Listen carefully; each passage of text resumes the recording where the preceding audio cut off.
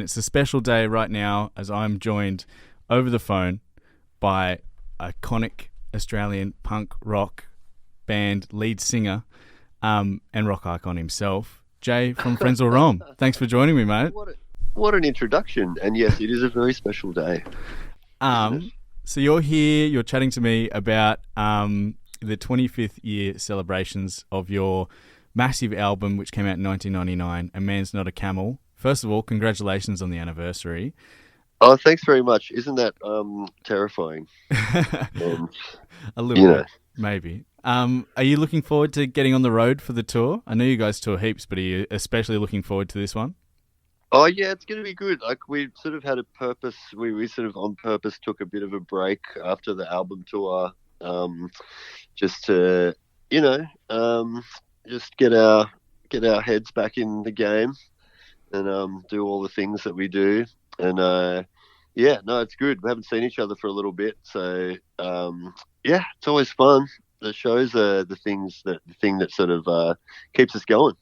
Yeah, so, that's very good. 25 years since the release, obviously. Looking back at the time when you were making the album, what was that like for you and the band as a whole? I mean, I've got scant recollection of it, to be honest, but I do remember we recorded it in LA at this place called Total Access, which was in Redondo Beach, and it was kind of famous at the time for like the kind of cock rock world, like Guns N' Roses and Dokken and Great White and stuff. So you have all these like strange kind of older guys turning up in like beat up limousines, and I think we met Don Dokken at one point and sat in the back of his BMW and stuff. There was actually at one point there was the guys from Great White turned up in a like the limousine they must have bought in like 1985, and they still had the same limo, and it was blowing smoke and it was all dented in the side and stuff. But yeah, amazing experience for us to be able to go there. And then in more recent times, at that point, there was kind of Pennywise was next door, and there was that kind of SoCal LA punk scene, I guess, which is the reason that we were there, Sublime and stuff. And we managed to sort of pull out that record somehow.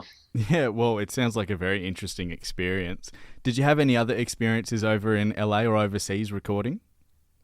We'd done, I think that might have been the first one that we had done overseas. And then I guess since then we did one in Chicago after that, which is a total disaster. And then, in the recent years, we've done the last 3 records in Colorado with a guy, Bill Stevenson, who played in a band, The Descendants, which is, very exciting for us. Kind of legitimizes our whole lifestyle choices. Yeah. Looking at your own personal reflection on the album, I wanted to know if you have a favorite song that you like to play off the album. I mean, the thing with that album, like, these bands, they do these album tours, and we've never really tried to do one before. And full disclosure, I don't think we're going to be playing everything off it, because a lot of the songs are really not very good. There's like, I don't want to punish the audience by playing every song, and people think they want to hear the whole album, but really they just want to hear the good songs. And to be honest, we play the 3 really good songs off that every time we play. So I like, there's the Never Had So Much Fun and We're Going Out Tonight and You're Not My Friend and I Miss My Lung. Like those songs are really, really fun to play and stuff. But it's been interesting, like, getting into it, and we're definitely going to pull out some deep cuts. There's other songs on there that, like, I think are pretty good, and for some reason they just sort of fell off the set list. I guess, like, we've been around for so long that we've got like 500 songs to choose from. So yeah, you guys have a lot of releases. I was looking through a little bit earlier in the week, and you've got heaps of music out there to choose from. Yeah, that's it. And like I always like when we play, I always like only playing our good songs. And so when you're doing like a full album, it's like you're going through the list of songs and going, why would we inflict this on our audience? Like, it's but I think it'll be a good balance. And definitely be some deep cuts from that album for sure. Some stuff to look out for the super fans. Yeah, and this is me saying this too. Like the rest of the band's like, let's play the whole thing. It's going to be mad. And I'm like, no, dude, it's not going to be good. But we'll give it a red hot crack. Yeah. You guys have obviously played heaps of shows and you've supported plenty of really massive artists. Looking through like the repertoire on Wikipedia, it's pretty amazing to see who you've supported for. Do you have a favourite show you've ever played, or a favourite tour memory in particular? I mean, that's a tough one because we've sort of we've done a lot of shows.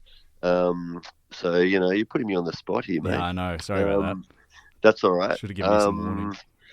Yeah, no, that's okay. Favorite shows? I don't know. I mean, the last tour that we did was with a band from Melbourne called the Meanies, and they were like my sort of favorite band when we were growing up. And one of the main reasons that we started the band in the first place was because of those guys and another band, the Hard-Ons. And like, so to tour with the Meanies and having them support us was like, it's kind of like being supported by Led Zeppelin or something for me.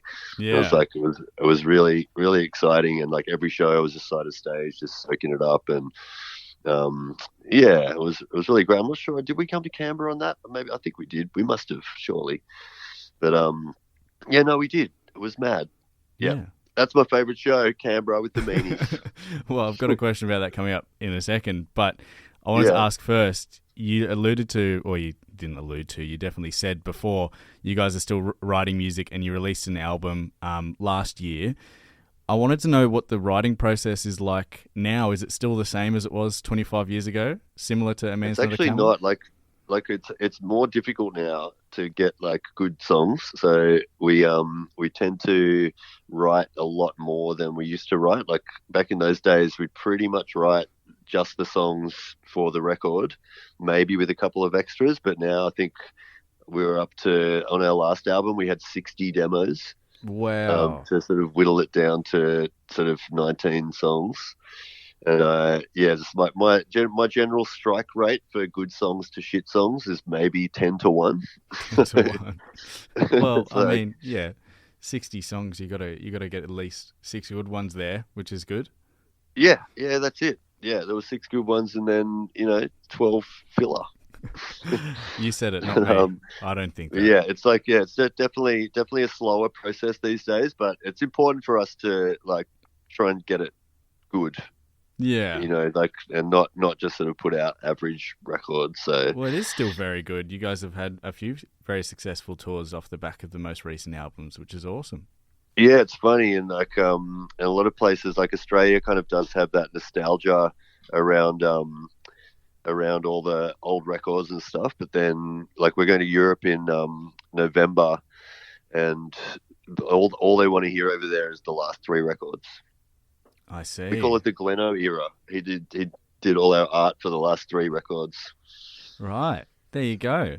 Well, speaking of the nostalgia, of course, you're coming to Canberra, and those who want to experience the nostalgia can see you at the Baso. What have you got planned 100%. for that show? Or big things. I'll have to consult with management about exactly what they are, but we got big plans. No, the shows are always fun, like big sing-alongs. And a lot of energy, a lot of exuberance in the crowd. And I always encourage people, even if they're not necessarily into the music, just to come to the shows because it's always like an absolute hoot. Yeah. Have you played many shows in Canberra across the years? Yeah, we have.